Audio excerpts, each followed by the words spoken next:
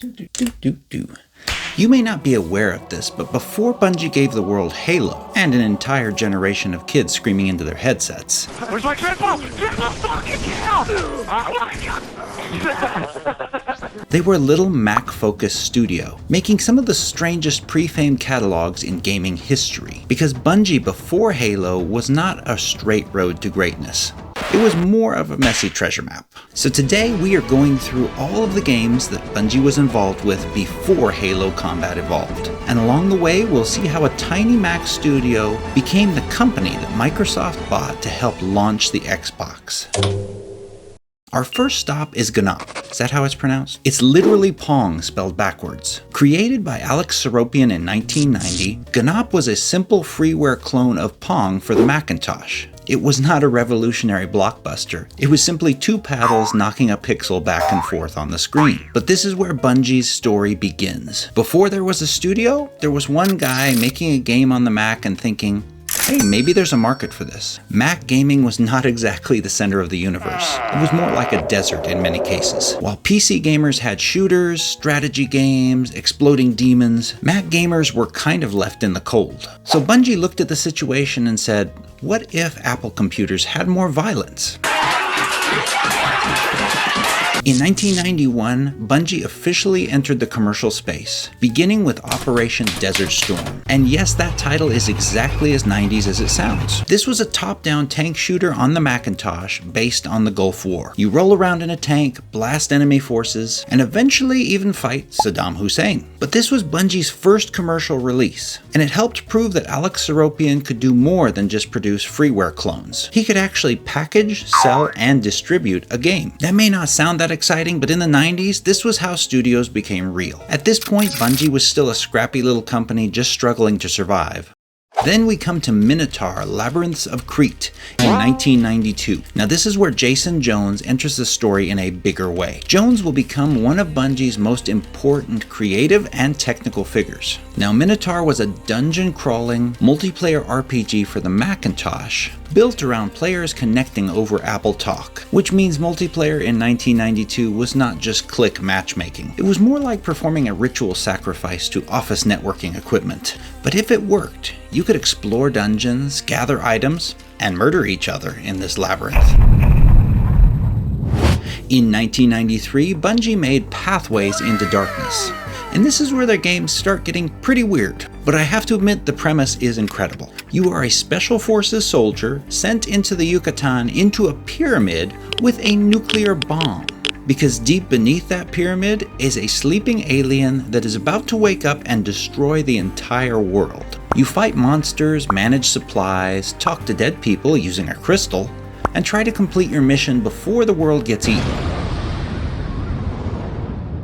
Now this game gave Bungie its first real taste of success, but more than that, it revealed Bungie's imagination. Now Pathways is not Halo obviously, but you can definitely feel the studio learning to build atmosphere. The sense that something old and dangerous is under the surface waiting, which is basically Bungie's favorite seasoning. Now in 1994, they released Marathon, and for Mac gamers, this was a big deal, because while PC players got Doom, Mac players got Marathon, a sci-fi first-person shooter that did not just give you a gun and say, go make hamburger. It gave you terminals, lots of terminals. Terminals full of mission objectives, logs, lore, backstory, and artificial intelligence drama. You play as a security officer aboard the colony ship Marathon, fighting alien invaders called the Four?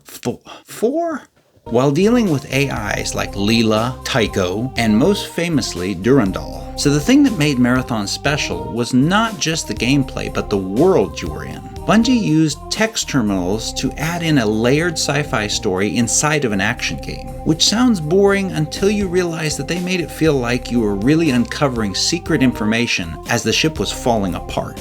So to understand where Halo came from, Marathon was a big puzzle piece. In 1995, Bungie followed up with Marathon 2, Durandal.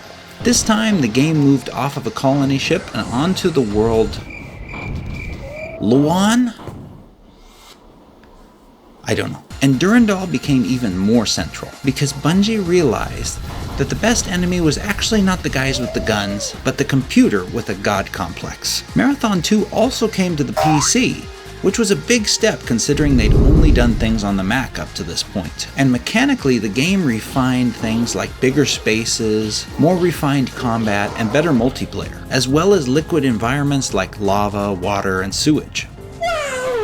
Then in 1996 came Marathon Infinity, and this is where the trilogy stopped walking a straight line and started messing around with reality a bit. In Infinity, the storyline deals with alternate timelines, dreamlike sequences, shifting events, and cosmic horror implications. It's less of a straightforward sci-fi shooter sequel, and more of what if your mission briefing had a nervous breakdown. Now this is also a game that shipped with editing tools like Forge and Anvil.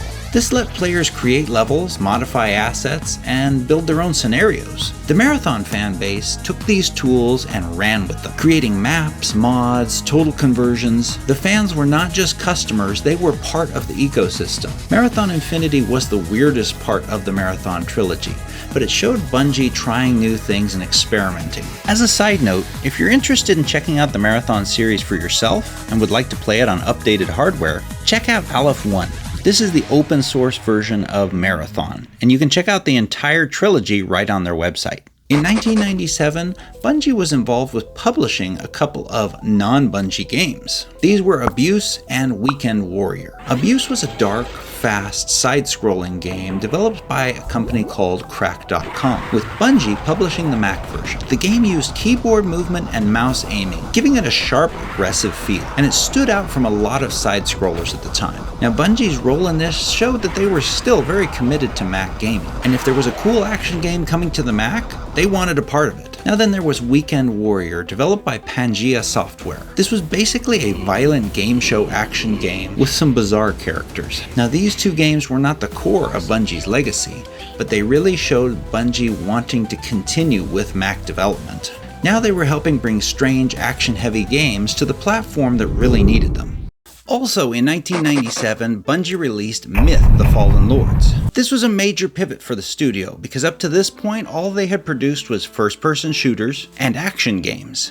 But Bungie suddenly made a dark fantasy, real-time tactics game. And yes, not real-time strategy, real-time tactics. That means there was no base building, no resource gathering. Instead, you get a squad of units, a battlefield, and the horrible responsibility of not getting them all killed. Myth was brutal, tactical, and atmospheric. The terrain you were on, the formations of your soldiers, the physics involved, and the explosions all mattered. One badly thrown dwarf explosive could do more to your men than any enemy could. This game had this grim battlefield tone, full of mud, rain, undead armies, desperate soldiers, and narrated mission briefings that sounded like they were written by someone who had not slept since the war began. Now a year later in 1998, Myth: Soulblighter was released. By most measures, it was considered a better, more polished sequel. Better visuals, improved tools, more refined gameplay, but Myth 2 was also famous for one of the scariest bugs. The Windows uninstaller could actually uninstall more than just your game if it was placed in the wrong folder, which was an impressive way for the game to continue wiping out your units even after you were done playing the game. Now thankfully Bungie discovered the issue before the full retail release, and they made a massive recall. This reportedly cost the company quite a bit of money, which could have seriously damaged them in the long run, but it was also showing they were willing to take a financial hit to make sure they put out a good product. You have to think about it, this time it's still 1998. Getting patches on games didn't usually happen unless an expansion came out.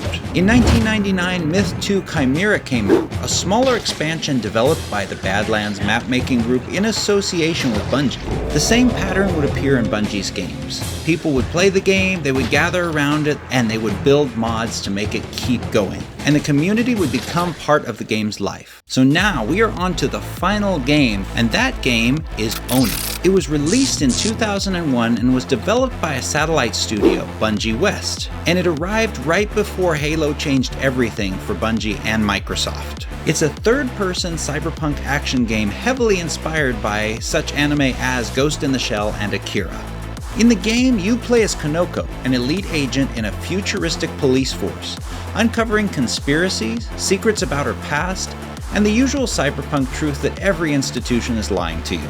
Now, what made Oni really interesting was its combat.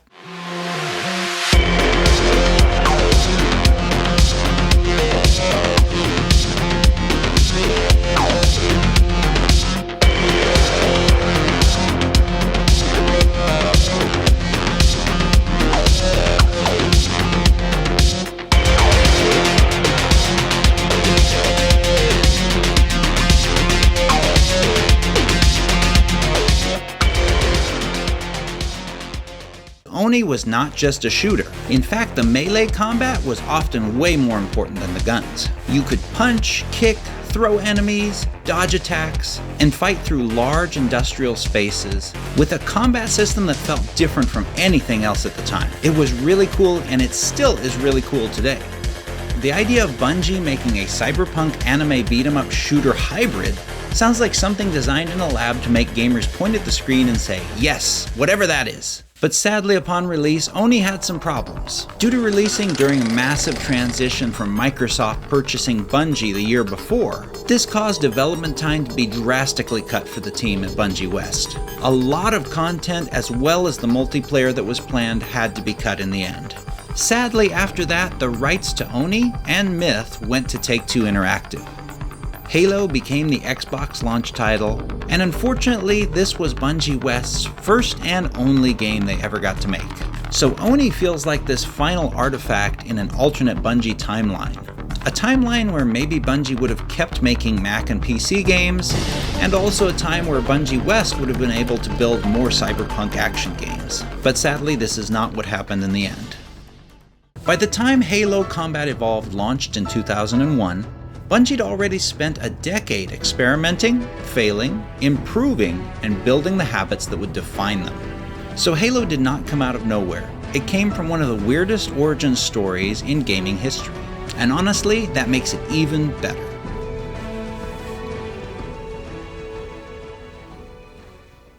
Well, thank you so much for watching the video today. I hope you enjoyed it. If you did, please push that like button. Make sure to subscribe if you want more content like this. And tell me in the comments, did you ever play any of these games? Obviously, most of us have played Halo.